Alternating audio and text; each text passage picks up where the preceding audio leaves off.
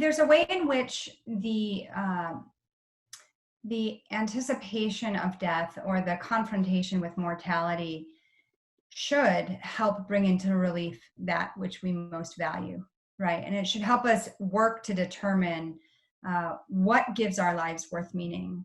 And as we identify what gives our lives worth meaning, and what gives our lives meaning or worth, then we work toward that in the context of community. Again, always in the context of community.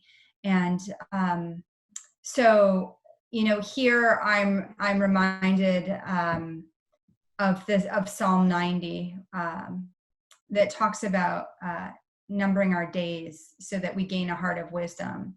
So there's a way in which, when there are boundaries, we know what we have to work with.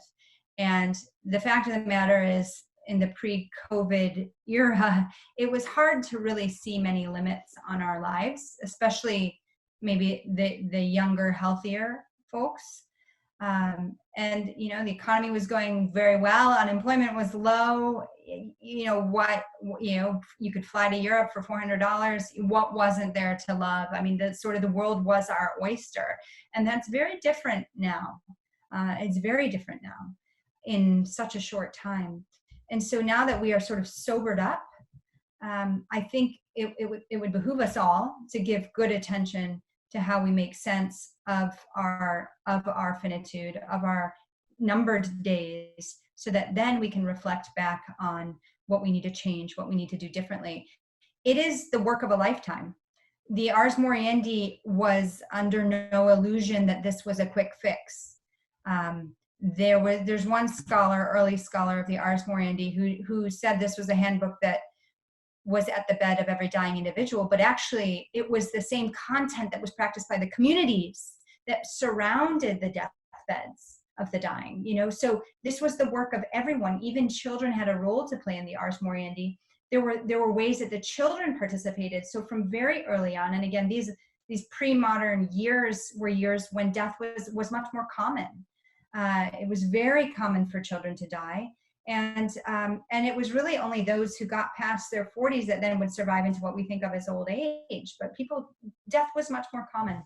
And so by attending to the dying, people were able to practice, to put into practice, just again, some of the catechisms and protocols, reminding themselves of what they believed.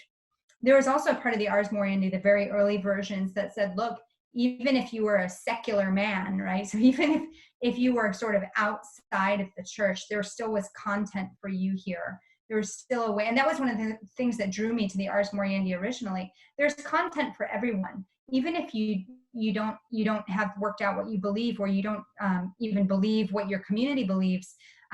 There's work for you to do. There's a way in which you participate in this.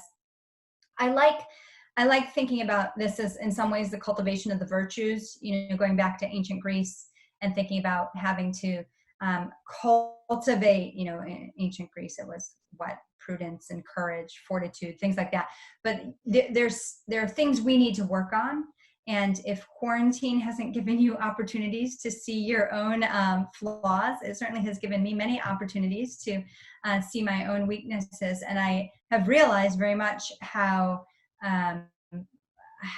things I need to work on, patience toward my kids, for example. There's stuff we have to work on, and we cultivate those excellences or those virtues. We practice them and practice them and practice them.